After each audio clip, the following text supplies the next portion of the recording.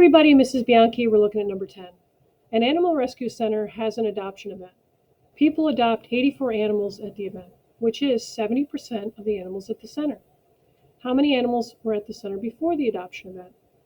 Whenever you're having trouble figuring out what your plan of action is going to be, I always recommend filling out some sort of a model, double tape diagram, or a double number line, something. In class, we've been talking about if you're going to use a double tape diagram, have one of the bars be talking about percent. And remember, if you have all of something, you have 100%. And start mapping things out and try to understand what the numbers mean. And why I like this approach is because it kind of forces you to read the question 2 or 3 times and really figure out what the values mean in the problem. So let's use 70% as an example of like rereading it and figuring out what that is. So there's a number here that's going to be 70%. Let's map that out on our chart. 70% is a pretty good amount of the bar. So 70%. You always need to put a label underneath.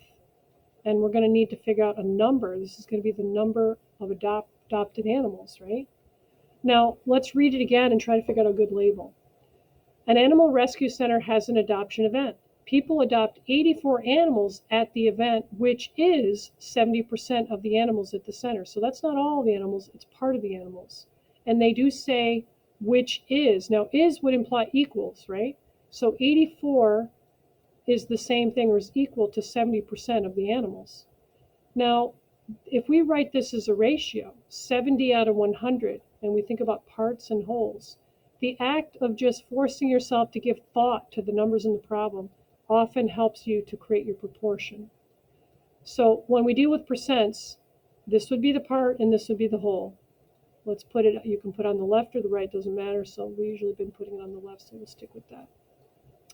All right, now you ask yourself, what is this? Is this part of the animals at the shelter or is it all of the animals at the shelter? Let's say you're not sure. Read the question again and see what they're asking. In particular, read the last part of the question. How many animals were at the center before the adoption event? So in other words, all the animals, they want to know that number. So they want to know the all of it number or the whole. So let's put a W, they want to know that. This means that's the part. Now, as it turns out, we have a couple options for how we can go ahead and solve for W.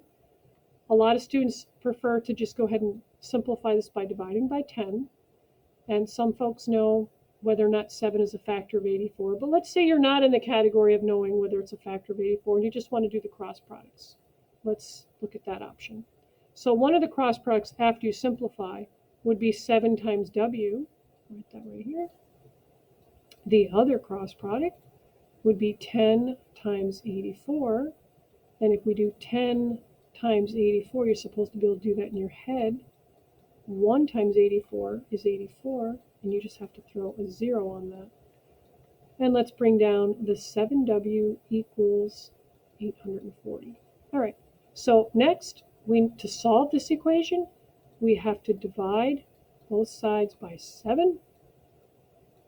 This will equal 7 divided by 7 is 1, and 1 times W would be W.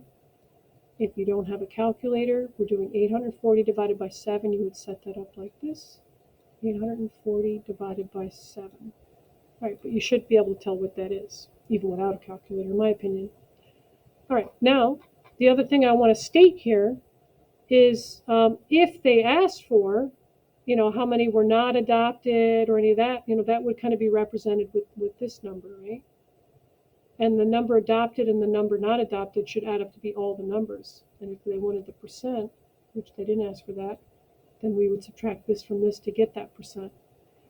All right, so anytime you see these types of problems, I'm always just going to keep telling you, write out a double tape diagram to organize your thinking. It forces you to think about where the numbers go, and then you're able to more easily put the values in your proportion.